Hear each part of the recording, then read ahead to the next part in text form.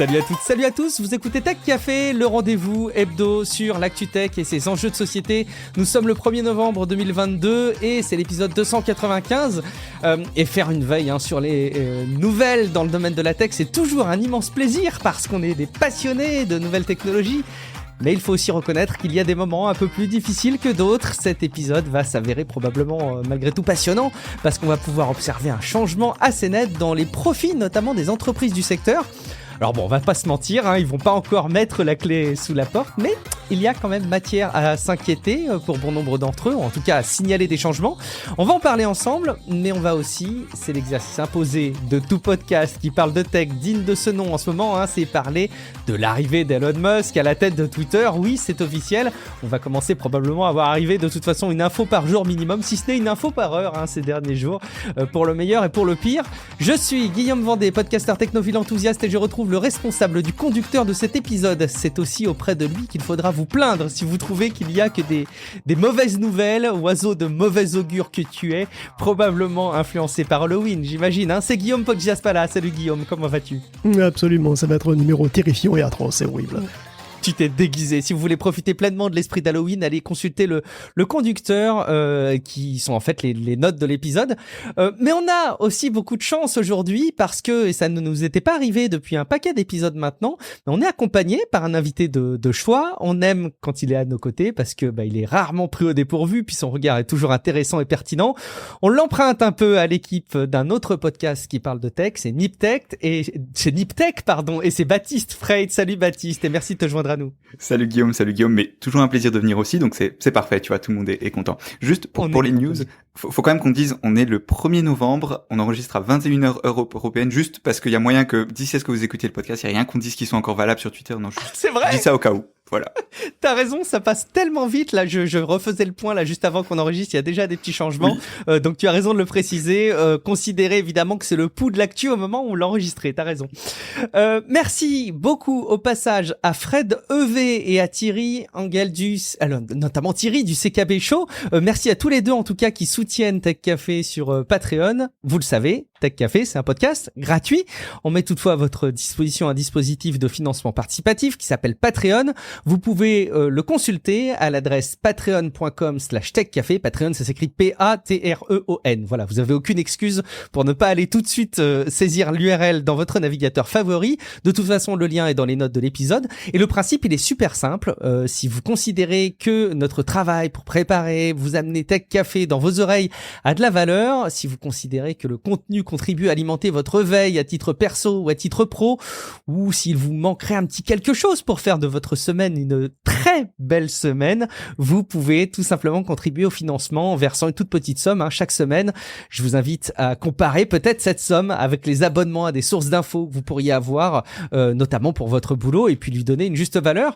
Profitez en contrepartie des épisodes sans la pub, et c'est promis parce que la fonctionnalité avait un peu sauté, mais le chapitrage qui est disponible exclusivement pour les abonnés, c'est sur patreon.com/Tech Café. Et puis je me dois aussi de relayer, Guillaume, ça va te faire sourire, j'en suis sûr, un avis sur Apple Podcast de Cèdre qui a dit: les deux Guillaume sont à l'actu tech ce que Dorothée était au mercredi après-midi pour les enfants. Pour moi c'était plutôt le mercredi matin, je dois dire, mais bon, pertinent, distrayant, un podcast indispensable pour bien commencer la semaine. Merci beaucoup Cèdre. Qui est Dorothée, qui est Jackie, c'est ça la vraie question. Alors moi je me demande, franchement je connais pas du tout, je vois pas de qui il veut parler. Franchement je suis bien trop jeune pour savoir de qui il parle.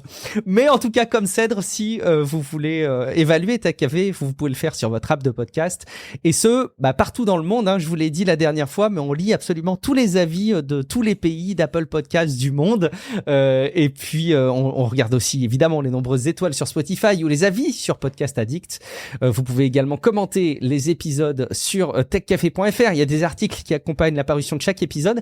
Et puis, échanger ensemble sur Discord. Alors, j'ai eu des questions qui me demandaient, mais comment on accède au serveur Discord de Tech Café? Alors, je vous le redis, de toute façon, c'est dans les notes de l'épisode, mais vous pouvez même saisir techcafé.fr/Discord et vous retrouvez tout simplement le lien vers notre serveur où on peut échanger, et croyez-moi, pas que de tech, mais de plein d'autres choses. En attendant, ça fait peur, c'est le titre de la rubrique qu'a voulu consacrer Guillaume Podjaspala à l'événement peut-être un peu marquant de ces derniers jours. Il faut dire que ça fait un peu, d'une part, la conclusion de plein d'informations qui circulent circulait, c'est le rachat évidemment de Twitter par Elon Musk. C'était sous l'angle des rumeurs, sous l'angle des procès, sous l'angle des perspectives. Et là, ça y est, ça arrive. Donc, c'est d'une part la conclusion de quelque chose, mais c'est aussi, on le sent, hein, peut-être le début de quelque chose. Guillaume, tu regardais ça avec un œil bienveillant? Mais toujours bienveillant, bien sûr. Et oui, ça y est, enfin, Elon Musk est propriétaire de Twitter. Et il le sait bien, le gars, le temps c'est de l'argent, et comme il en a beaucoup moins, depuis qu'il a racheté beaucoup trop cher ce truc, ça va trancher, les têtes tombent, voilà, le changement c'est maintenant. Elon a commencé par virer à peu près tous les cadres, je sais pas si vous avez vu, Agrawal est parti en tête évidemment, mais il y a aussi Ned Segal, le directeur financier, Vijay Agad, le directeur légal, le conseiller général Shannon Gates, en gros tout le monde est parti, tout le board est parti, sauf voilà, c'est tout. Et c'est un début qui est pas très étonnant, vu la détestation cordiale entre Agrawal et Musk, et puis les critiques récurrentes des politiques de modération de Twitter, qui ont été soutenues par Gad, d'ailleurs, entre autres. Au passage, ce sont, d'après The Verge, des licenciements pour faute, ce qui, si ça passe, permettra à Elon d'économiser des centaines de millions de dollars d'indemnités. Ou alors donner lieu à une série de poursuites fleuves pour licenciement abusif, allez savoir, parce que ça va être une sorte de sous-histoire. Bon, Elon est passé visiter son nouveau son nouveau domaine, au QG de Twitter à San Francisco. Je pense que la plupart des employés, ils étaient aussi rassurés que c'était Jason de Vendredi 13, quand personne qui traînait FSH dans les couloirs en rôdant, comme ça. Mais bon, il a essayé de rassurer son monde quand même, sur le fait qu'il allait pas virer les 3/4 du personnel tout de suite. En tout cas, voilà, peut-être pas les 3/4, peut-être la moitié, je sais pas.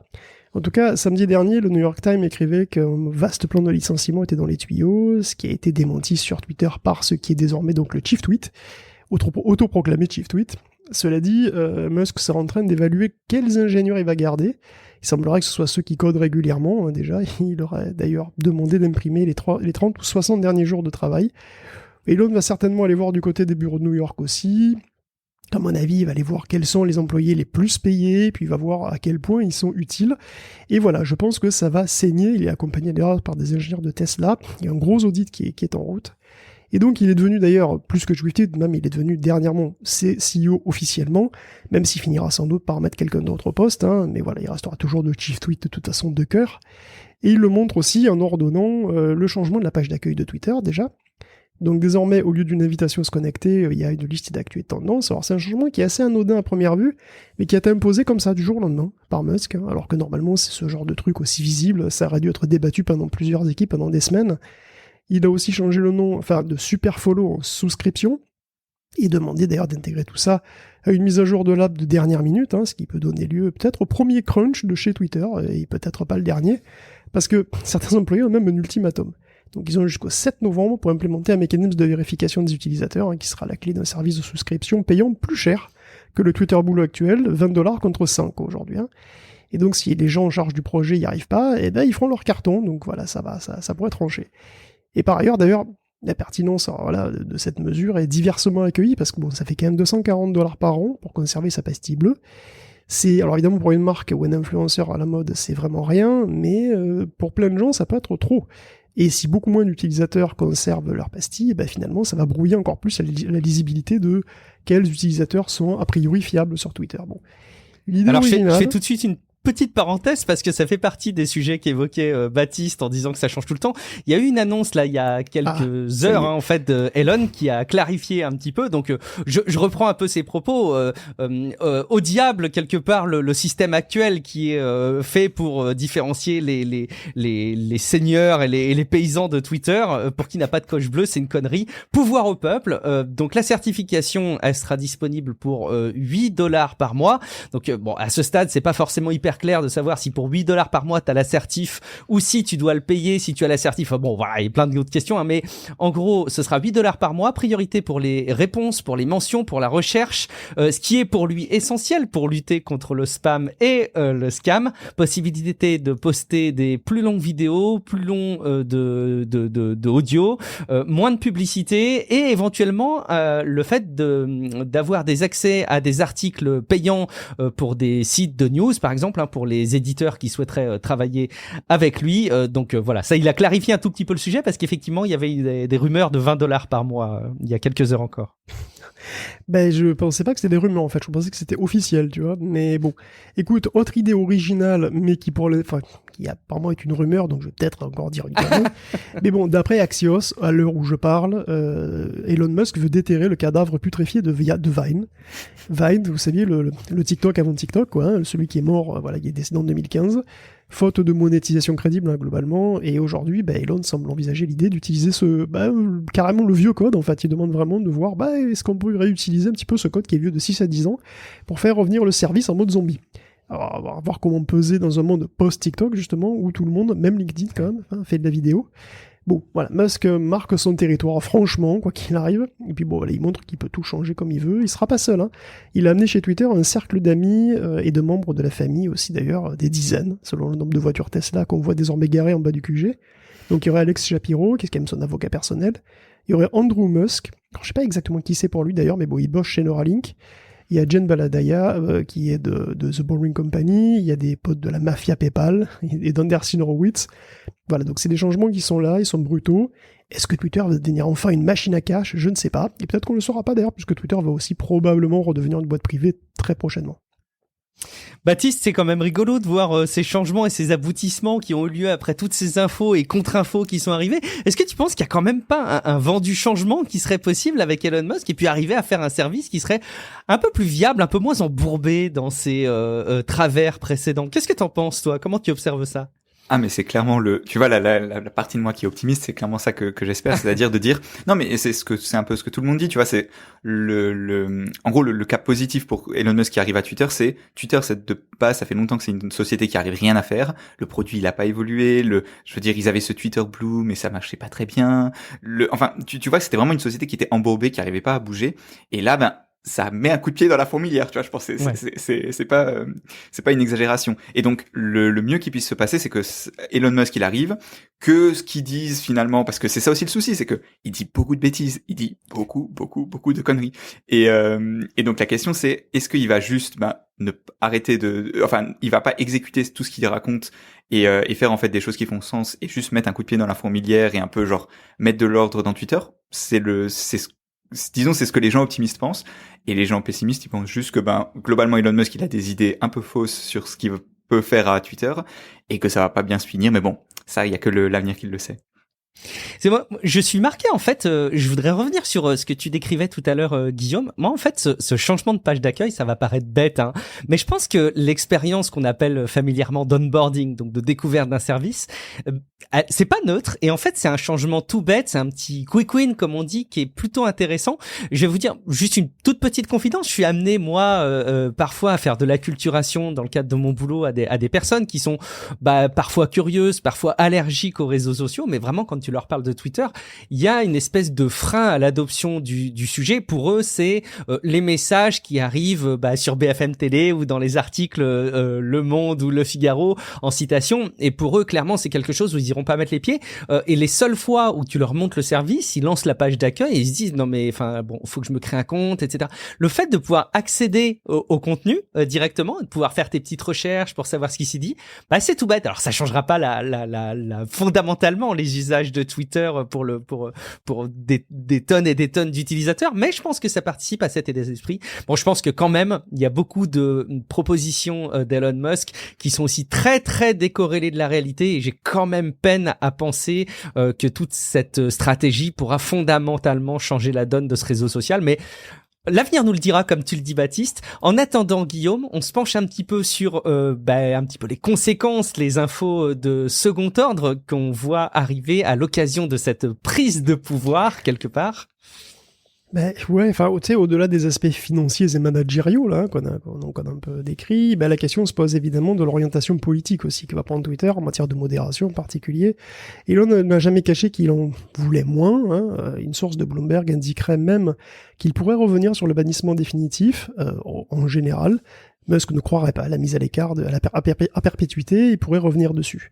Le cas échéant, Donald Trump donc pourrait finir par revenir. À brève échéance, il n'en est pas question, mais un retour de Trollolo premier n'est plus à exclure totalement désormais, c'est quand même assez fort.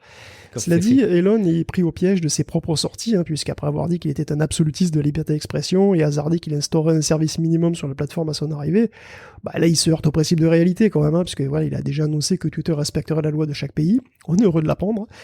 Il doit prendre en compte le fait que les annonceurs sont dans l'ensemble pas forcément désireux de voir leur pub apparaître sur des posts complotoplatistes anti-5G, tu vois, voilà. General Motors d'ailleurs a cessé d'acheter de l'espace pub sur Twitter en attendant de voir la direction prise par la plateforme. Alors, je sais, General Motors c'est le grand rival de Tesla aussi, ça doit jouer, mais je pense pas que Nestlé ou Disney non plus resteront sur Twitter si ça tourne au 8chan, quoi, tu vois.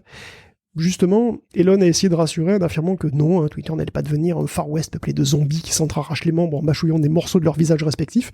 Non, il va rester de la modération sur Twitter et probablement peu ou prou comme avant, parce qu'avant c'était déjà pas non plus une discipline à faire, tu vois, d'une discipline incroyable à faire rougir une dominatrix, quoi. De toute façon, Elon veut reprendre la philosophie de Meta, apparemment, qui consiste à refiler la patate chaude à une autre instance qui doit se débrouiller avec cette shitstorm. Donc Meta a donc sa cour suprême et Twitter, là encore, aujourd'hui, aurait un grand conseil dans le futur de la modération. Alors il va pas s'occuper de savoir si Joe le Nazi en cosplay Gestapo édition 42 doit rester ou pas, je pense pas. Ce sera plutôt pour des décisions de l'ordre, voilà, est-ce qu'on vire Donald Duplas, est-ce qu'on fait qu'est-ce qu'on fait si une milice paramilitaire appelle au massacre, voilà, ce genre de truc, j'imagine. Le conseil sera composé d'une large diversité de points de vue, donc il devrait y avoir des conservateurs, des progressistes, des athées, des religieux, des minorités. J'espère qu'il y aura aussi des gradins, du coup, pour apprécier les combats, parce que je pense, Amérique oblige, que la moitié des sessions va se terminer dans un bain de sang. Ça va pas être la chaîne parlementaire, je pense que voilà, il pourrait faire payer l'entrée, et que ça pourrait contribuer à 20% du chiffre d'affaires du futur Twitter Arena, un nouveau service prometteur, qui est déjà la WWF, le catch, pas les écolos. Mais bon, d'ailleurs, que fait l'Overt Sideboard chez Meta? Tiens, ça fait longtemps qu'on n'en a pas parlé. Et justement, ils ont annoncé qu'ils voulaient bien discuter avec Elon de tout ce qu'ils font, tu vois, de discuter un peu boutique, donner des conseils, prendre un apéro, tout ça, voilà, en collègue. Et dernièrement, d'ailleurs, ils ont décidé qu'ils pourraient afficher des avertissements en cas de posts sensibles ou perturbants sur Meta. Ils ont du boulot. Là, ils étaient sur la suppression d'un post sur le guide suprême iranien. Bon, voilà. Ils ont reçu depuis 2 ans près de 2 millions de demandes d'appel et 347 000 au deuxième trimestre. Et donc dans ce conseil, là, dans cette Cour suprême, ils sont 20.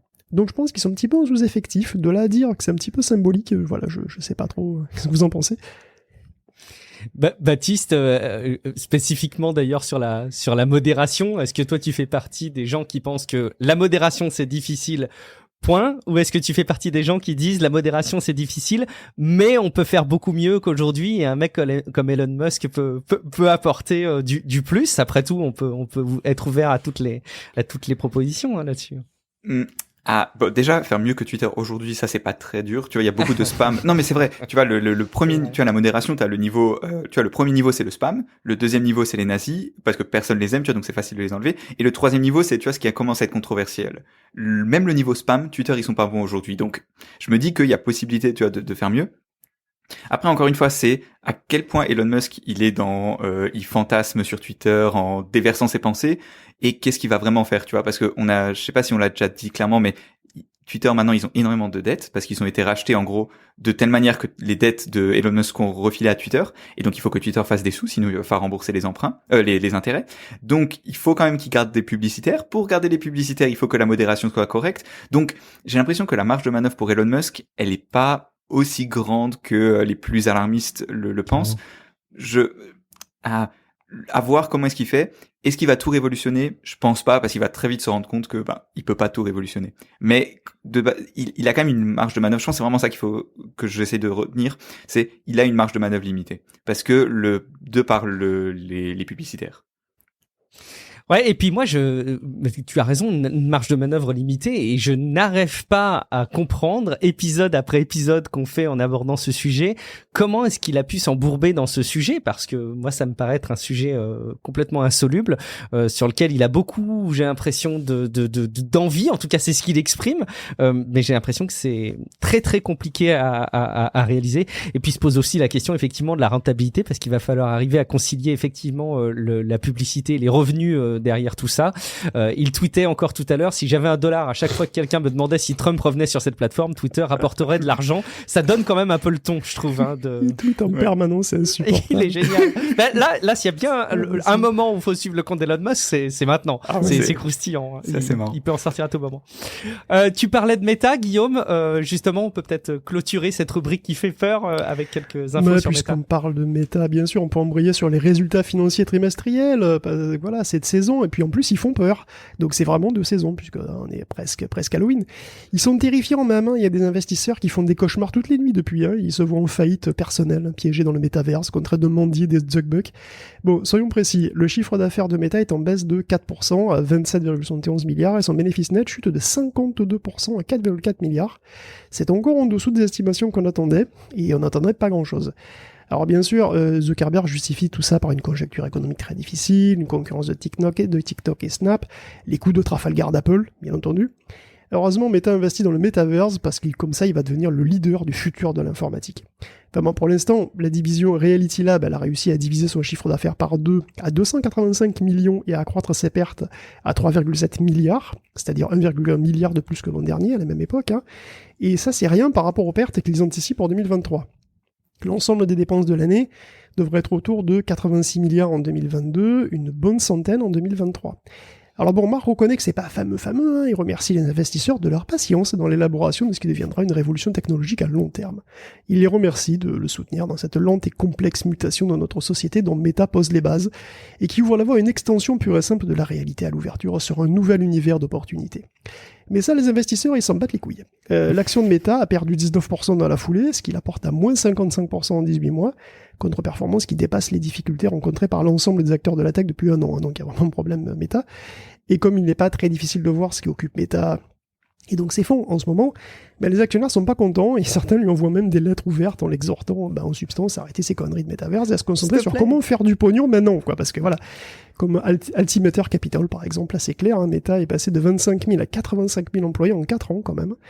Et donc, il dépense de manière planifiée au moins 10 milliards par an, et Altimeter, c'est un hedge fund, donc il a des solutions. Licencier 20% des gens, diviser par 2 les investissements metaverse, et encore, il les vire pas totalement parce qu'ils sont braves. Il vaudrait mieux surinvestir l'IA pour eux. Bon, voilà, en gros, Wall Street est pas content. De fait, la notion de metaverse continue de diviser même les experts. McKinsey estime que le marché du metaverse pourrait être de 5 000 milliards en 2030. C'est McKinsey, bon. Mais Soothsayer aussi dit, il voit même jusqu'à 8 000 milliards de dollars. Bon, ça c'est eux. Gartner estime qu'en 2026, une personne sur 4 pourrait passer 1 heure par jour dans le metaverse. Mais pour Canalys, c'est pas tellement la même musique, tu vois. On rentre dans une période difficile où, bon, s'acheter des courgettes bio, ça devient un luxe. Donc, les gens prennent peut-être autre chose à foutre que de dépenser du fric en NFT dans le metaverse ou ailleurs. Et donc, ils voient une opportunité pour le loisir, peut-être, avec la VR, tu vois, le gaming. Mais bon, ils doutent beaucoup de l'adoption par les entreprises, qui pour beaucoup n'ont pas le luxe d'investir massivement dans des casques Quest Pro hors de prix. Donc pour eux, ils le disent, la plupart des projets Metaverse d'aujourd'hui seront morts en 2025. On sera là pour le voir. Oui, forcément, 2025. Mais il faut qu'on ait encore des abonnés à Patreon pour ça, c'est important. Baptiste, je me rappelle qu'on a fait l'été 2021 un podcast ensemble. Les premières infos autour du métavers à l'époque étaient arrivées. Tu sais, on en arrivait avec la définition qui va bien du premier roman, de la vision, etc. On savait pas trop encore de quoi il s'agissait. On se doutait bien qu'il y avait quelque chose. On était jeunes et innocents à cette époque-là. Ça a bien changé, mais on sentait qu'il y avait quelque chose peut-être de très futuriste qui allait probablement nous dépasser ou qu'on ne comprendrait peut-être pas tout de suite. Ça fait 1 an maintenant. Je regardais que que Facebook du coup a changé de nom pour Meta, si je dis pas de bêtises. Comment t'as observé un petit peu cette année passée? Est-ce que on continue à être un petit peu sur la même lancée d'expectatives et tu penses qu'on aura peut-être quelque chose de très concret à se mettre sous la dent bientôt, ou est-ce que tu rejoins la cohorte de personnes qui tirent la sonnette d'alarme en disant il serait peut-être temps de passer à autre chose parce que c'est pas très convaincant pour l'instant? J'ai pas l'impression que le paysage il ait changé beaucoup, quoi. Je veux dire, ça reste quelque chose, tu vois, ce qu'on pouvait faire en VR avant, on le fait toujours maintenant, tu vois, c'est un peu des jeux vidéo, mais de niche. T'as un peu tes usages, oui, tu as l'impression que les meetings en VR ce sera cool, mais Aujourd'hui, c'est encore un peu bizarre. J'ai l'impression que ça n'a pas vraiment changé. Et ce que je pensais de Meta, c'est un peu toujours la même chose. C'est-à-dire que c'est très cool qu'ils le fassent. Tu vois, c'est vraiment genre leur proposition et le fait qu'ils misent là-dedans, c'est cool. Genre, enfin, je sais pas, en tant que technophile, je suis excité, tu vois, de me dire il va y avoir un truc nouveau et tout, c'est très bien. Mais la façon dont ils le font, j'ai l'impression que ça reste erroné. C'est-à-dire que ils ont une vision, tu vois, et ils veulent dépenser une somme d'argent qui est astronomique. Je lisais des gens qui disaient le développement du premier iPhone, ça coûtait genre 3 milliards. Le Boeing 787 qui est genre très nouveau avec énormément de technologie et c'est des avions, tu vois, ça coûtait 30 milliards le développement. Là, Meta, ils parlent de beaucoup plus que ça, ils disent jusqu'à 200 milliards. Tu vois, 100 ou 200 milliards pour le métavers. Enfin, tu dis qu'il y a un truc qui va pas, tu vois, c'est beaucoup trop d'argent. Et le souci, c'est qu'ils ont pas de feedback, tu vois. Ils investissent de l'argent, ils font des trucs, mais comme il y a pas grand monde qui utilise le métavers, même les ingénieurs de Meta, ils veulent pas l'utiliser parce que c'est pas assez bien. En fait, ils construisent leur truc sans jamais tester avec le marché, tu vois. Tu regardes un produit qui est arrivé récemment, l'Apple Watch, par exemple. Tu vois, Apple, ils en ont lancé une première. Et ensuite, les gens, ils ont vu ce qui marchait, c'est-à-dire la fitness, et ce qui marchait pas, c'est-à-dire l'aspect un peu luxe, et ils ont évolué, tu vois. C'est comme ça que tu fais des produits, en faisant une évolution constante. Là, Meta, j'ai l'impression que la façon dont ils abordent les choses, elle est un peu trop, un peu trop arrogante. Et je vois pas comment ça peut marcher sur le long terme. C'est pour ça que les analystes qui disent oui, il faut dépenser moins d'argent sur le métavers, je pense qu'ils ont un peu raison quand même. Comment est-ce qu'on en arrive là ? Moi, ça me dépasse encore une fois. Alors, comment est-ce qu'on en arrive là ? Est-ce que c'est facile. Mark Zuckerberg... Il est tout puissant. C'est ça en fait le truc, c'est que Mark Zuckerberg, donc normalement une entreprise, comment ça marche ? Les actionnaires, ils peuvent voter pour changer des choses dans l'entreprise. Si tu as 10% des actions, t'as 10% du droit de vote sur ce que fait l'entreprise. Le souci, c'est que certaines entreprises à Silicon Valley, notamment Facebook, les actions, elles ont différentes. Certaines actions ont plus de poids que d'autres, et notamment les actions de Mark Zuckerberg, elles ont plus de poids pour les votes que les actions normales. Et donc, ce qui fait que Mark Zuckerberg, il fait tout ce qu'il veut. S'il veut dépenser tout l'argent de Facebook pour faire le métavers, si demain il veut fermer Facebook, il peut le faire en fait. Et c'est ça l'un des problèmes. Non, mais ça veut dire par contre qu'il y croit vraiment. Oui, ça, c'est une vraie interrogation que j'ai parfois. C'est est-ce qu'il y croit vraiment et quand tu investis autant d'argent, c'est que je pense qu'il est très convaincu d'être investi d'une mission de modernité possible et qu'il a un coup à jouer là-dedans nécessairement. Bon, peut-être qu'il nous montrera à tous qu'on aura eu tort après toutes ces années d'investissement et que ça portera ses fruits. Vous verrez, on verra encore. On change de rubrique en attendant et puis on parle de Meta. Il y a de plus en plus un duel qui commence à se manifester sur plein de facettes. C'est le duel justement entre Meta et Apple. Alors c'est plus une guéguerre à ce stade, j'ai l'impression que ça devient vraiment un affrontement énorme et qui se manifeste sur plein d'aspects. Alors justement, on va parler d'Apple, Guillaume, avec notamment des nouvelles informations autour de la manière dont sont gérées les commissions pour les ventes d'achats in-app notamment. Ouais, il y a plein de trucs à dire sur Apple. Bon, en plus, comme on est dans le truc financier, on peut aussi revenir à 2 secondes sur leurs résultats, parce que si on devait résumer rapidement le trimestre financier global, ça serait simple, ça a été l'horreur pour tout le monde, sauf Apple. Apple dépasse les attentes de Wall Street avec 90 milliards de chiffre d'affaires, donc c'est 8% de hausse, et 20,7 milliards de profit, 1% de hausse. Donc tous les secteurs sont en hausse sauf les iPads. Seul ombre au tableau, les iPhones se vendent moins bien que prévu. Les Pro et Max marchent à peu près bien, le 14 tout court un petit peu moins bien. Faut dire que le marché du smartphone est en berne en fait, les ventes sont au plus bas depuis 2014. Et si Apple se débrouille pour croître de 2% par rapport à l'an dernier, quand les concurrents, surtout ceux qui ont une faible marge, doivent lutter pour rester à flot, c'est bien, mais bon là, c'est comme Apple, c'est clairement du haut de gamme à forte marge, bon, il arrive à peu près à s'en sortir. Puis les services sont aussi en légère hausse. Globalement, Apple continue de boire goulûment les larmes de ses concurrents, surtout ceux avec qui il a couteau tiré, comme Meta, effectivement. Alors, cette semaine, Apple a mis un petit couteau de poignard bien placé. Là, il fait une belle entaille profonde et sanguinolente. Et de base, ça partait assez classique. Apple aime vraiment beaucoup l'argent et veut forcer absolument tout le monde à utiliser son système de paiement in-app pour absolument tout, histoire de palper 30% de tout ce qui passe. Alors ça emmerde tout le monde, Spotify qui a introduit l'achat de livres audio récemment ne décolère pas et a carrément mis en place une procédure totalement acrobatique à base d'envoi d'emails qui quand même fait très peu 2022 pour acheter des audiobooks. D'après lui, Apple essaye d'étouffer purement et simplement la concurrence. Ça va même jusqu'au NFT. Apple défend désormais explicitement à une app d'encourager à acheter des NFT ailleurs que via le système Apple, ce qui de fait tue toute velléité d'acheter des NFT sur iOS. Mais c'était pas encore suffisant. Il y avait encore des trous, des zones aveugles, pour le grand aspirateur à pognon. les boosts sur les médias sociaux. Alors, sur Meta, TikTok ou Twitter, tu peux payer pour améliorer temporairement ta visibilité. C'est une manière de payer pour de la pub, quelque part. Et ben c'est fini. Désormais, les boosts devront être payés via des achats in-app. Apple, donc ce sera des achats in-app Apple, ils seront donc soumis à la taxe de 30%. Et si TikTok et Twitter utilisaient déjà le système, Meta, non. Et donc, il n'est pas content. Apple continue de faire évoluer ses politiques pour favoriser son propre business aux dépens des autres acteurs de l'économie digitale, je cite. De fait, Meta n'a pas trop tort quand même, parce que c'est vraiment un précédent, et jusqu'ici, Phil Schiller avait dit au procès d'Epic, Apple n'avait jamais ponctionné les revenus publicitaires des développeurs iOS. Mais les boosts, c'est de la pub. Donc une petite boîte peut parfaitement l'utiliser pour ça, pour faire de la pub. Donc dans les faits, Apple commence à taxer la pub, vendue dans les apps. Donc la taxe Apple s'étend à un nouveau secteur. Et en plus, c'est le secteur pub qui concerne les petits clients, les moins riches, parce que les autres, ils passent pas par les boosts, quoi. Meta ne va pas trop souffrir de ce coup de poignard. Pardon. La blessure va rester superficielle, mais les petits clients, eux, ils vont payer plus sur iOS, c'est quand même dommage. Et Meta n'est pas la seule victime de ça, sur Telegram. C'est un peu pareil, les utilisateurs utilisaient des services de paiement tiers pour implémenter des paywalls, en fait, des posts payants que les créateurs de contenu monétisaient, donc sans passer par les paiements in-app d'iOS. Évidemment, ça a attiré la vindicte d'Apple, qui a expressément demandé à Telegram d'y mettre un terme. Résultat, sur iOS, Telegram n'offre pas la fonction des posts payants. Pour Durov, pareil, encore un exemple de monopole à milliards qui abuse de sa position dominante aux dépens des millions d'utilisateurs. Alors voilà, je sais pas si à un moment le comportement d'Apple va devenir un handicap en faisant fuir des grandes boîtes qui seront excédées par la gloutonnerie. Je pense qu'il devrait bien profiter de ça, parce que ça pourrait arriver finalement, parce que la saga Apple Epic est pas finie. Puis il y a des régulations qui vont se faire de plus en plus pesantes. Voilà, les DMA et DSA en Europe vont pas du tout plaire, et elles viennent d'entrer en vigueur. Ouais, on pourrait citer Spotify, effectivement, qui se plaint du fait que Apple rend complètement ingérable, mais c'est une manifestation qu'on connaît bien finalement sur iOS. L'achat de livres audio, par exemple, c'est toujours un peu compliqué. À l'époque, moi, j'avais connu ça avec Comixology.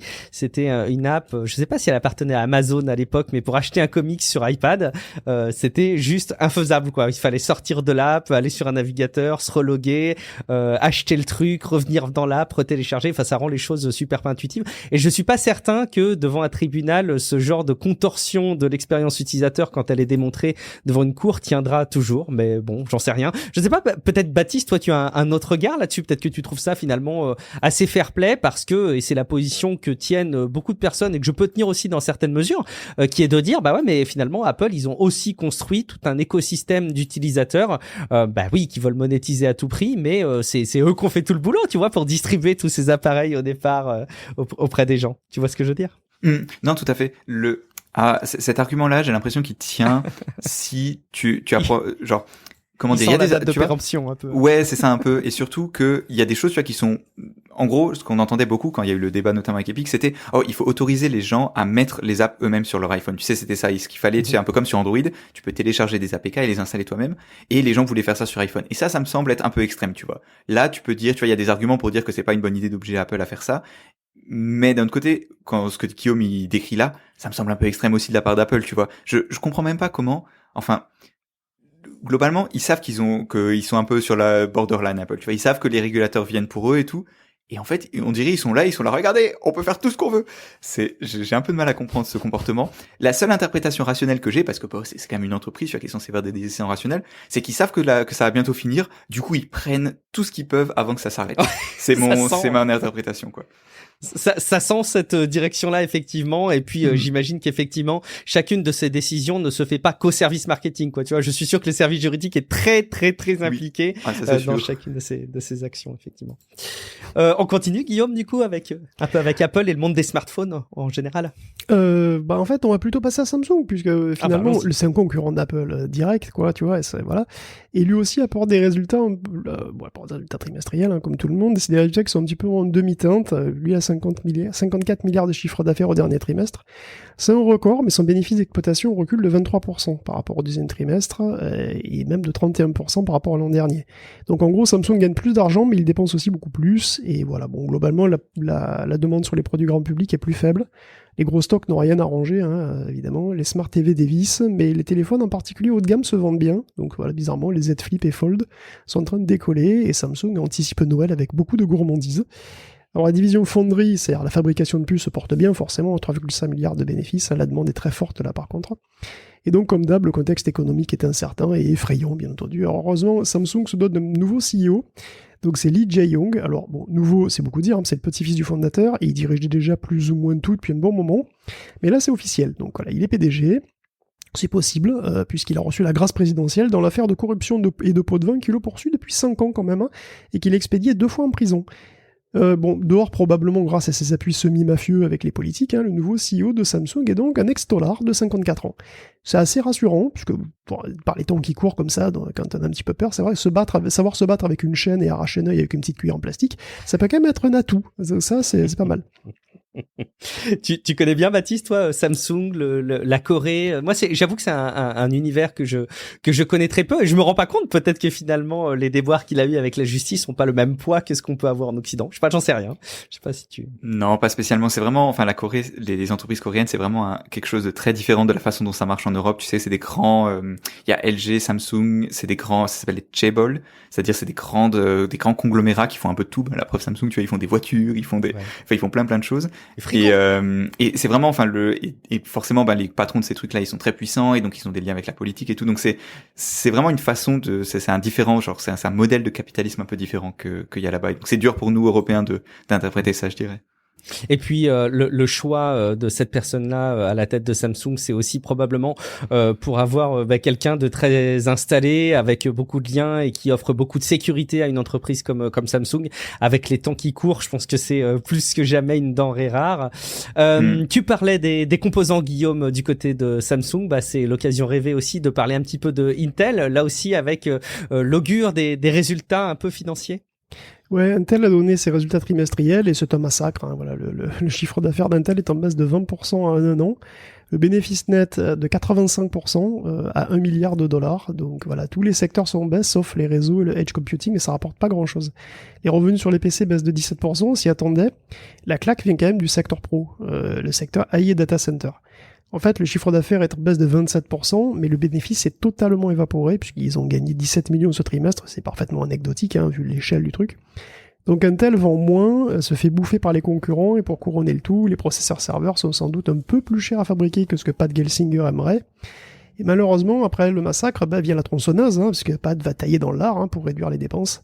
Donc ça va commencer par 3 milliards par an pour culminer à 10 milliards par an en 2025. Alors, l'an dernier, Intel était à peu près à 80 milliards de chiffre d'affaires par an, donc ça compte quand même pas mal, hein, et Intel doit investir massivement pour revenir dans le game, on en a déjà parlé plusieurs fois, et il a énormément besoin d'argent à un moment où il en fait de moins en moins. Et malheureusement, ça va signifier des licenciements pleins. Intel a dans les 110 000 employés, et des milliers d'entre eux vont partir prochainement. Intel a lancé un plan de restructuration, et certains secteurs seront lourdement impactés. Il est même possible que, par exemple, le département marketing perde 20% de ses effectifs. Intel va aussi faire le ménage dans ses filiales. Il a déjà viré donc les drones Mobileye et repassé en bourse aussi. Il est possible qu'Intel se sépare d'autres trucs dans le futur. Peut-être il va découpler la division logicielle, on ne sait pas trop. Donc ils vont chercher à faire des économies de toute façon dans tous les sens. Ça va pas fort chez Intel pour le moment, et c'est pas le seul. Hein. Philips aussi affiche de lourdes pertes ce trimestre, 1,5 milliard, et compte se séparer de 4000 personnes. Et même Seagate, qui est quand même pourtant leader mondial du disque dur, affiche une forte baisse de chiffre d'affaires, 2 milliards contre 3 l'an dernier. Le bénéfice fond à un pathétique 29 millions. C'était plus de 500 trimestre dernier, ce qui les pousse à envisager 3000 licenciements. Donc voilà, décidément, c'est vraiment pas joyeux pour le matos, ce trimestre.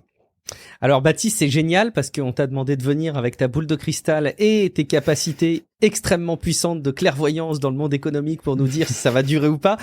Comment tu vois les choses, toi, à moyen, à long terme? Est-ce que tu penses que c'est une mauvaise passe? Est-ce que la conjoncture fait que tout cela est très compliqué? Ou est-ce que tu penses qu'on est en train d'assister à un basculement un petit peu dans l'histoire de la tech avec des impacts sur le plan du matériel qui peuvent être peut-être plus durables qu'on ne pourrait l'imaginer? Je me rends pas bien compte là-dessus. Sur le matériel, c'est dur à dire. Ce qui est sûr, c'est que t'as un changement dans le. Alors, malheureusement, Philips et Seagate, c'est pas des boîtes boîte que je connais beaucoup, mais par exemple Intel, tu vois, c'est un peu plus genre la façon dont Intel marche, c'est un peu plus connu. Et ce qui se passe, c'est que il y a un changement profond de la façon dont les chips sont faits, tu vois. Où avant t'avais Intel qui était très intégré, où ils avaient à la fois les usines de fabrication et ils designaient les processeurs. Et en fait, Intel, ils sont obligés de transitionner à une entreprise où, en gros, ils ont un peu ils font toujours les deux, mais de manière beaucoup plus séparée. Et où ils peuvent ils peuvent aussi, ils peuvent designer des processeurs pour les faire graver chez d'autres gens, et ils peuvent graver les processeurs d'autres gens. Et ça, cette transition, elle est très compliquée, et c'est pour ça que, pour l'instant, ils perdent des sous, parce que, ce genre de transitions sont pas évidentes. Et donc, non, je pense que pour le matériel, je dirais pas que c'est une période dure, mais c'est une période de transition. Et les périodes de transition, c'est dur, mais d'une façon différente, disons. Je pense pas que structurellement, c'est un domaine qui va rétrécir. C'est juste qu'il va changer, tu vois, les rois d'aujourd'hui sont plus ceux de demain, quoi. Ouais, des mauvaises langues diraient que tout cela peut aussi être à prendre en compte sous les perspectives du changement climatique qui vont probablement amener à revoir profondément notre rapport au matériel, à la consommation matérielle. On va voir comment tout ça se conjugue à l'avenir, mais en tout cas on pose un petit peu les briques de Lego pour voir comment elles s'assemblent par la suite. On va aussi faire un tour, forcément c'est les résultats financiers, on va nous poser la question, Guillaume, si on n'a pas abordé ce sujet dans l'épisode, comment ça se passe du côté de chez Alphabet, du côté de chez Google? Les économies, c'est aussi à la mode chez Alphabet et Google, hein, on en avait déjà parlé plusieurs fois d'ailleurs, et maintenant on va voir pourquoi, puisque les résultats sont pas aussi bons qu'espérés. Dans le cas de Google, c'est pas si critique, hein. La croissance ralentit, on va dire, à 6% de plus pour le chiffre d'affaires, mais les bénéfices, eux, sont en baisse de 27% quand même. Alors les pires baisses sont chez les Other Bets, et Google Cloud, qui accroissent encore leurs pertes par rapport au dernier trimestre. Google Cloud, donc c'est la partie infrastructure, hein, Google Cloud à la Amazon, a toujours beaucoup de mal à s'imposer comme troisième homme, tu sais, après Microsoft et Amazon, justement. Ça reste un projet de long terme pour Google, néanmoins, hein, évidemment, ils y croient, ils grignotent petit à petit. Donc la situation est bien moins désastreuse, en fait, carrément chez Google, mais elle est un petit peu palote, elle est blême et maladive, on va dire. Mais bon, Sundar a déjà dit qu'il voulait que Google soit 20% plus efficace, donc il faut s'attendre à avoir d'autres expérimentations pour booster la rentabilité. Est-ce que oui ou non, la 4K sera payante un jour sur YouTube? Allez savoir. Ouais, je sais pas. on verra. Mais il faudrait en fait. Il faudrait. Et justement, tu voulais nous parler un petit peu aussi du marché de la publicité, parce qu'il y a un article de ProPublica qui détaille un petit peu des éléments qui sont de matière à réfléchir un petit peu sur les revenus de la pub pour Meta. Ouais, alors les résultats sont pas brillants pour Google, pourtant on peut pas vraiment dire qu'ils soient super regardants sur la clientèle, on va dire, tu vois, c'est effectivement, parce que Google c'est principalement une boîte de pub, hein, puis c'est all inclusive, il y a des espaces publicitaires, il y a une régie, il y a tout ce que tu veux. Et quand je dis client, je veux dire annonceur en fait. Donc, et à propos, à ce propos-là, j'ai vu passer donc ce long et passionnant article de ProPublica, qui est pas super glorieux pour Google quand même, hein, parce que malgré ce qu'il affirme, Google continue à monétiser la désinformation, et en particulier en langue non anglaise. Alors, c'est sûr que Google étant ce qu'il est, hein, où il est, on comprend qu'il puisse se concentrer d'abord sur la langue d'Harrison Ford. Et aux États-Unis, Google arrive pas trop mal à faire le tri des pages et des sites sur lesquels il devrait diffuser de la pub ou pas, tu vois. Il y a environ 13% de sites non fiables qui ont des pubs Google, donc c'est quand même significatif, mais bon, pas la majorité. Alors le souci, c'est que pour les autres, c'est vraiment pas génial, voilà. Selon les pays, c'est entre 30 et 90% de ce genre de sites qui ont reçu des pubs Google. Dans les Balkans, c'est 26 sites sur 30. Donc il y a à travers le monde entier, en Europe, en Amérique latine, en Afrique, dans les Balkans, donc Google diffuse des pubs sur des sites anti-vax, conspirationnistes, propagandistes, des sites d'extrême droite, politiquement, des sites d'extrême politique, en gros, des sites de médecine alternative qui guérissent le cancer avec du jus de melon. Par milliers, ces sites qui vivent de la désinformation sont donc financés par Google, enfin par les annonceurs en fait, qui se retrouvent souvent bien malgré eux là-dessus. Les sites qui gagnent du fric, et Google aussi, tout le monde est gagnant, tout le monde sauf nous, sauf la société évidemment, qui voit fleurir des sites qui sinon seraient difficilement viables en fait, et éviteraient peut-être de polluer l'espace informationnel.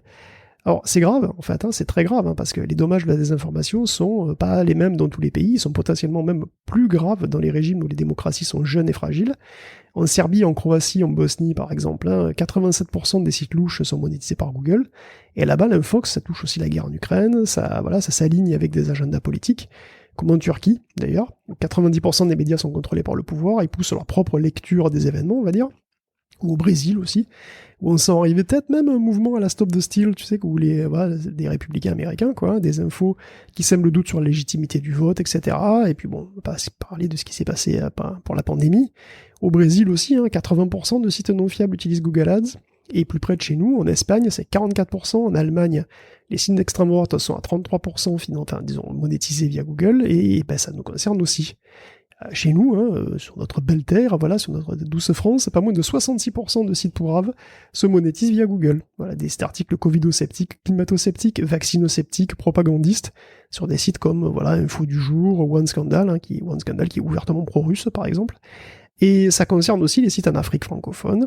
Et sur ces sites, on retrouve des pubs, des pubs Guess, des pubs Prime Video, des pubs K10, des pubs pour des marques de fringues en quantité qui souhaitent sans doute pas se retrouver associées à ce contenu, mais bon. Voilà, malgré sa propre politique, Google continue de financer l'infox à travers le monde, et c'est urgent qu'il applique ses propres règles, tout simplement, aussi bien en anglais qu'ailleurs. Parce que bon, les langues non anglaises sont quand même parlées par la majorité des humains, donc nous, donc c'est inadmissible. Donc voilà, c'est une enquête très minutieuse, avec un article séparé d'ailleurs qui détaille la méthodologie, et qui a d'ailleurs amené Google à cesser son activité avec plusieurs des sites incriminés, donc on va s'y retrouver sur ProPublica, en espérant que le travail, que le travail nécessaire ne soit pas victime des coupes budgétaires, parce que bon, en phase de coupe budgétaire. Pour ceux qui seraient intéressés pour plus entendre encore parler de désinformation, je vous invite à écouter le supplément de Tech Café, qui est l'épisode précédent dans le flux du podcast, où je me suis entretenu avec Erwan qui habite au Brésil et qui parlait la semaine dernière de comment ça fonctionne au Brésil. J'ai trouvé ça assez captivant de voir, je sais pas si vous aviez le chiffre, Baptiste, Guillaume, mais de plus de 98,2% je crois d'utilisateurs au Brésil qui utilisent WhatsApp. Vraiment un service qui est fourni avec tous les forfaits mobiles, etc. Donc c'est hyper intéressant de creuser cette situation-là.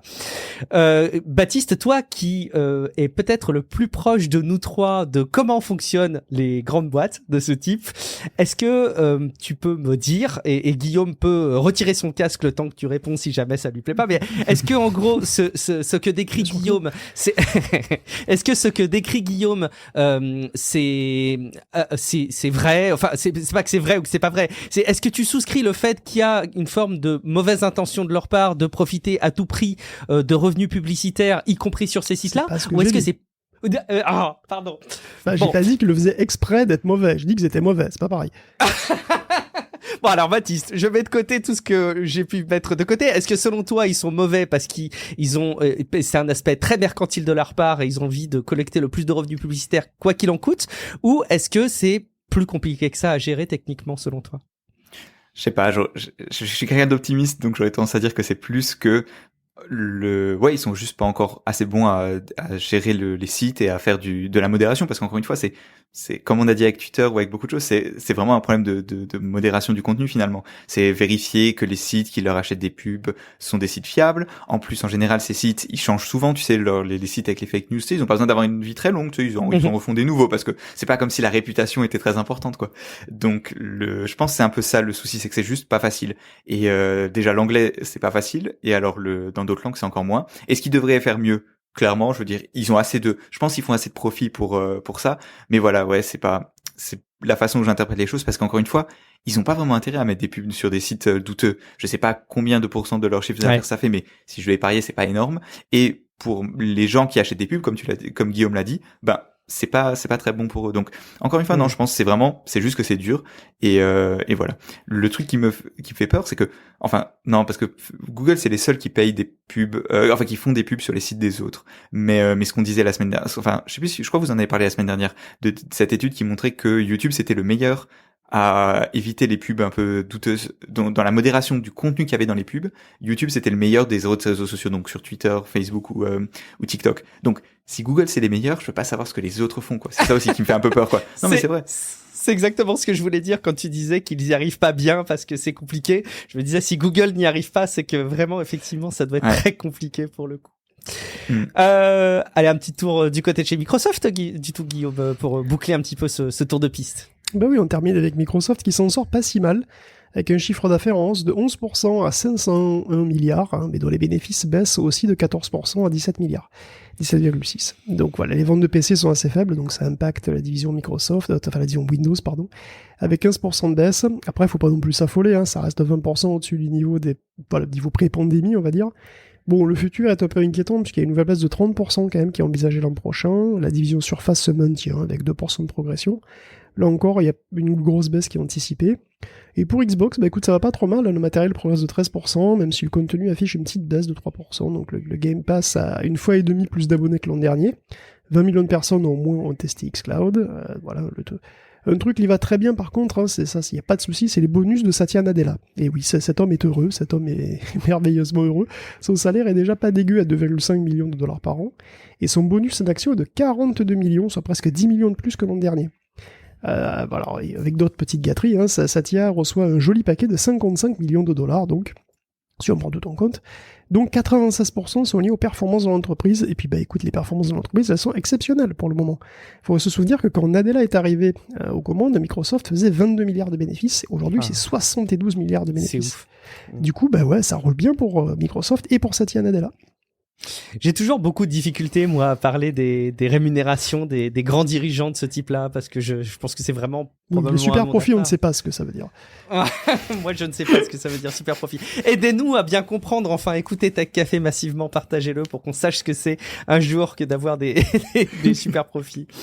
Et si on regarde peut-être du côté de la concurrence de Microsoft sur le plan des jeux vidéo, j'ai vu aussi que côté PlayStation, il y avait, et j'y aurais pas pensé, une baisse des abonnements à PlayStation Plus. Ça n'augure rien de bon pour eux, c'est triste. Mais on va pas parler plus longtemps de jeux vidéo parce qu'on a carrément une rubrique dédiée, comme le veut chaque épisode de Tech Café. Et on va commencer justement avec les prix côté Xbox, Guillaume. Le Game Pass fait recette, mais il a un succès fou. À tel point que la saturation guette, peut-être en vue. Phil Spencer le reconnaît, ils sont proches du point où tous ceux qui veulent ou qui peuvent souscrire l'ont fait. Donc ça amène le Game Pass autour des 15% du total des revenus de la division Xbox. Et il n'est pas clair que ça puisse augmenter significativement. Bon, c'est déjà rentable à ce niveau, de cela dit, donc c'est pas si grave.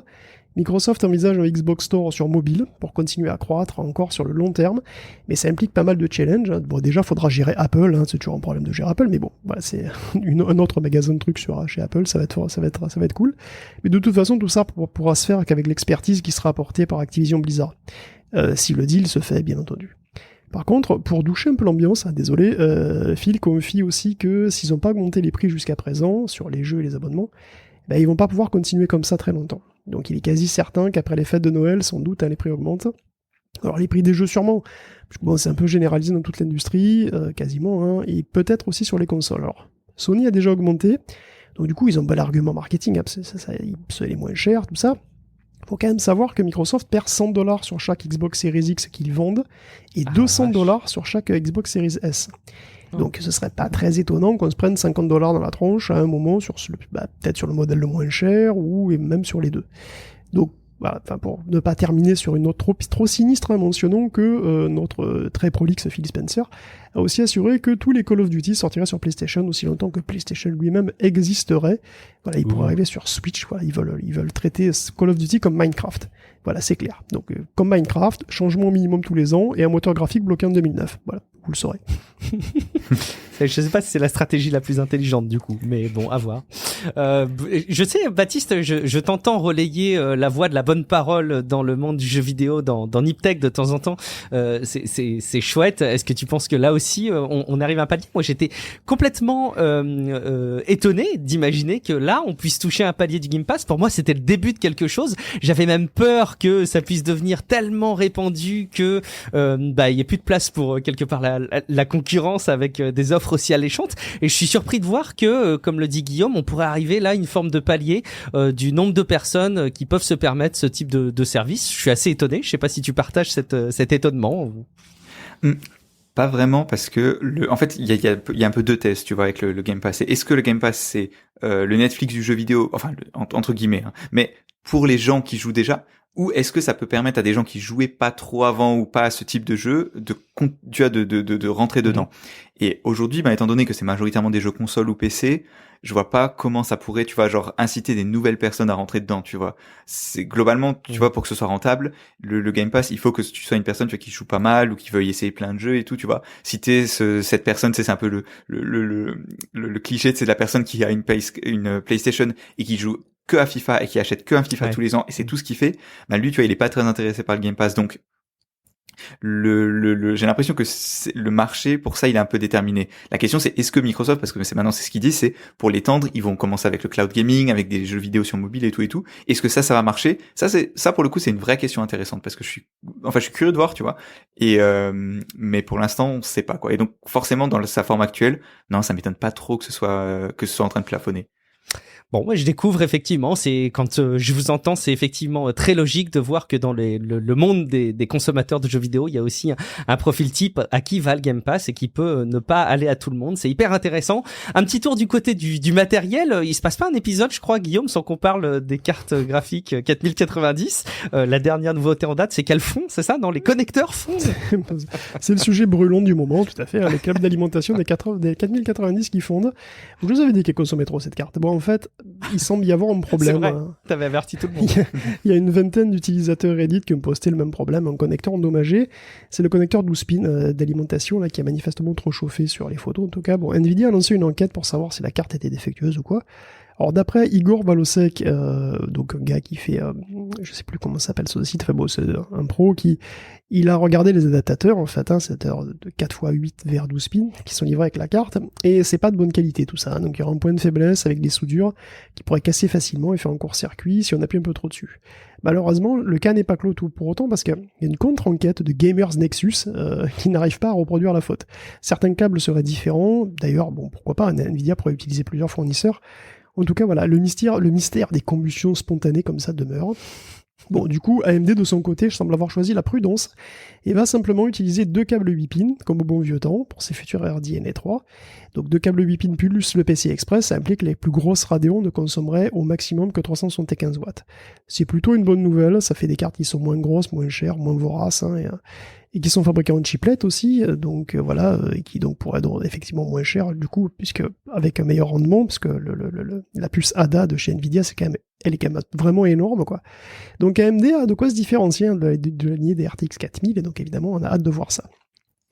Réécoutez les précédents épisodes de Tech Café pour bien entendre toutes les histoires qui tournent autour de ces cartes graphiques, c'est intéressant. On fait un détour, c'est important, il faut qu'on le dise Guillaume, Call of Duty qui est distribué, là j'ai vu passer ça sur les réseaux sociaux sur un disque, mais il paraît qu'il y a pas grand chose sur le disque et j'ai du mal à savoir si c'est une bonne ou une mauvaise idée. Spontanément, d'un point de vue écologique, c'est pas génial, mais... Bah, si tu veux, c'est ce qui est arrivé sur PC où à un moment donné les disques servaient plus que d'authentificateurs. C'est ce qui est arrivé aussi sur Switch où t'avais t'avais des boîtes dans lesquelles il y avait une cartouche. Tu insérais la cartouche, mais tu pouvais pas jouer parce que tout le jeu ne rentre pas sur la cartouche et que donc il faut télécharger la moitié du jeu sur Internet. Donc la cartouche ne sert à rien concrètement.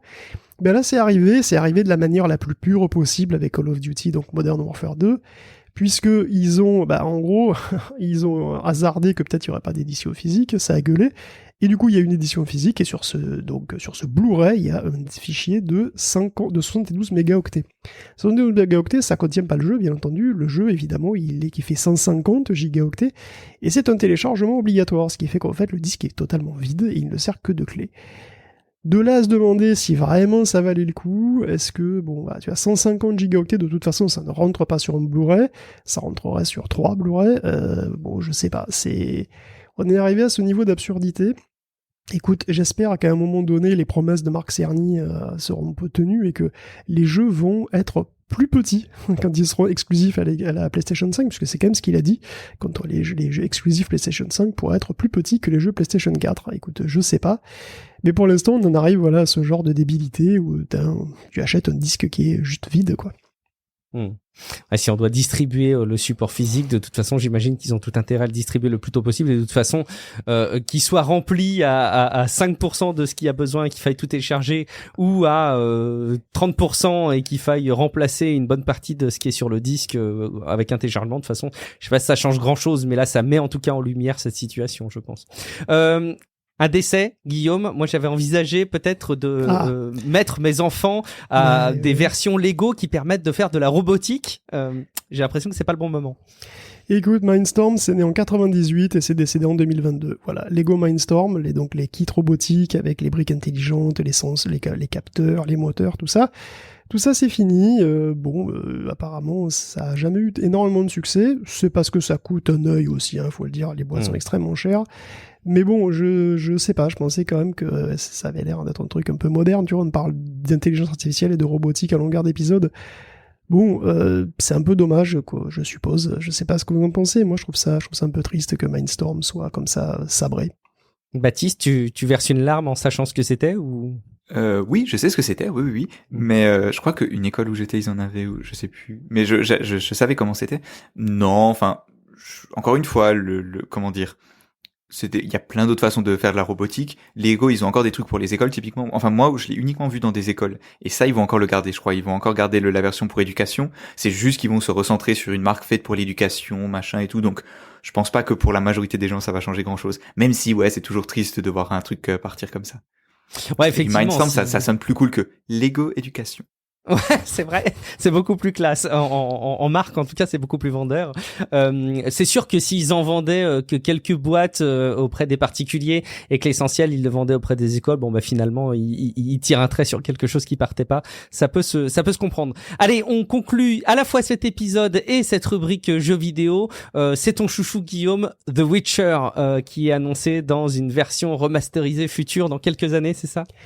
Ouais, bah oui, écoute, apparemment, il semblerait que une des innombrables, noms de code que j'avais donné là dans les projets c'est des Project Red. Bon, parce que c'est des Project Red, si tu veux, ils ont des projets, ils ont que ça, des projets. Ils en ont une douzaine de projets, mais ils ont aussi un projet qui s'appelait apparemment Canis Majoris, et apparemment, c'était pas ce que je croyais, puisque ça sera un remake du premier The Witcher avec Unreal Engine 5. Donc c'est très cool, parce que c'était un épisode sympa, et que voilà, il sera... Ça veut dire qu'il va être complètement refait parce que le jeu il est vraiment assez vieux. Si tu vois sa tronche aujourd'hui, il y a du boulot quoi. Enfin pour le lifting, ça va être complexe. Mais du coup, Canis Majoris, ce serait ça. Bon, on s'en fout complètement que ça s'appelle Canis Majoris. Ce qui est important, c'est que, oui, ils ont encore un nouveau projet. Ils vont refaire The Witcher, le premier. Donc on va plus en pouvoir de The Witcher. Il va y en avoir de tous les côtés. Ça va être terrible. Moi, j'aime bien ces versions remasterisées parce qu'en fait, ayant eu une vie de papa, bon, je l'ai toujours, mais qui me prend peut-être moins de temps qu'est-ce qu'elle me prenait avant, je peux plus jouer aux jeux vidéo qu'avant. Et The Witcher, c'est vraiment l'archétype du jeu, je pense, qui est fait pour moi. Tu vois, c'est de l'heroic fantasy. J'ai bien aimé la série, même si la seconde saison, j'ai vraiment pas pu la supporter, mais grosso modo, j'aime bien cet univers. Tu vas supporter le départ d'Henry Cavill? J'en sais rien, je sais pas du tout. Mais ce qui est sûr, c'est que j'aimerais jouer à The Witcher une bonne fois pour toutes, et j'avoue que s'il peut y avoir une version un peu plus sexy et un peu plus proche de ce que j'aime dans les jeux vidéo récents, écoute, ce sera peut-être l'occasion pour moi de découvrir. Merci beaucoup Guillaume pour la préparation de cet épisode, et merci beaucoup à toi Baptiste d'avoir été présent pour cette émission. Avant de rappeler où est-ce qu'on peut nous retrouver, je voudrais surtout faire un appel, comme je l'ai fait en intro, à aller envisager un soutien sur Patreon, patreon.com/techcafé. Vous avez toutes les infos qui vous permettent de vous abonner en quelques minutes. C'est pas un process d'enregistrement très compliqué, c'est aussi simple que d'accéder à Twitter maintenant, c'est pour vous dire. Vous avez toutes les infos qui apparaissent et qui vous permettent de vous abonner pour profiter des épisodes sans la pub et avec le chapitrage, mais aussi et surtout d'avoir la conscience de soutenir des podcasteurs investis. Je vous invite aussi, c'est vraiment une super ambiance qui règne sur le serveur Discord de Tech Café, où on parle, là encore, pas que de tech, on parle de mobilité douce avec les vélos, on parle de parentalité, il y a Mika qui nous fait une veille des tweets les plus importants. Donc si jamais vous avez pas envie d'avoir votre compte Twitter parce que franchement ça vous gonfle, peut-être que vous avez envie quand même d'avoir les tweets remarquables que identifie Mika, et vous les retrouverez sur le serveur Discord. Donc allez-y évidemment. Merci Guillaume, est-ce que tu peux nous rappeler tout simplement où est-ce qu'on peut te retrouver sur internet si on veut en savoir plus sur toute la veille là que tu as préparée pour nous, si on veut connaître toutes tes opinions sur Twitter par exemple peut-être? Non mais c'est pas possible, tu rigoles, là je vais retourner dans mon cercueil tranquillement. Tu es sûr qu'avec $8 par mois, tu vas pas te lancer sur Twitter maintenant qu'il y a un compte certifié, Guillaume? Compte certifié? Moi? Jamais. Ouais. Bon, tant pis, j'aurais essayé. Baptiste, merci une nouvelle fois beaucoup de nous avoir accompagnés pour cet épisode. Est-ce qu'on pourra déjà compter sur toi pour l'épisode supplément qui sortira dans quelques jours? Oui, avec plaisir. Grand Eh ben plaisir. écoute, on te réécoutera, mais en attendant, je suis sûr qu'il y a plein de nos poditeurs et poditrices qui veulent en savoir plus sur toi et qui veulent te retrouver. Où est-ce qu'ils peuvent le faire? Alors, le meilleur moyen de m'entendre plus, c'est d'aller voir Niptech, Niptech, c'est facile, et où on parle un peu plus de tech, avec un angle, je dirais, qui est un peu différent, un peu plus, comment dire, un peu moins fixé à l'actu, mais on parle un peu plus de, je sais pas, de ce qui nous excite un peu plus. Si vous en avez marre des résultats trimestriels, venez voir Niptech et venez écouter Niptech. Et sinon, moi personnellement, c'est @bfright sur Twitter. Je pense dans les notes de l'émission, vous aurez le handle, ce sera plus facile que moi de les player. Le lien sera dans les notes de l'épisode. Effectivement, Niptech, c'est une fois tous les 15 jours. Donc déjà, si vous écoutez Tech Café, mais que vous écoutez pas Niptech parce que vous arrivez pas à tout suivre, déjà c'est peut-être plus absorbable d'avoir un épisode tous les 15 jours. Et effectivement, vous avez une orientation aussi assez start-up. Il y a une rubrique inspiration aussi de Mike. Il y a largement de quoi faire avec ces deux podcasts. Merci en tout cas beaucoup, Baptiste, de nous avoir accompagnés. Merci beaucoup à vous qui nous avez écoutés pour cet épisode. On se donne rendez-vous dans quelques jours pour un prochain épisode de Tech Café. Ciao à toutes et à tous. Ciao. Ciao, ciao.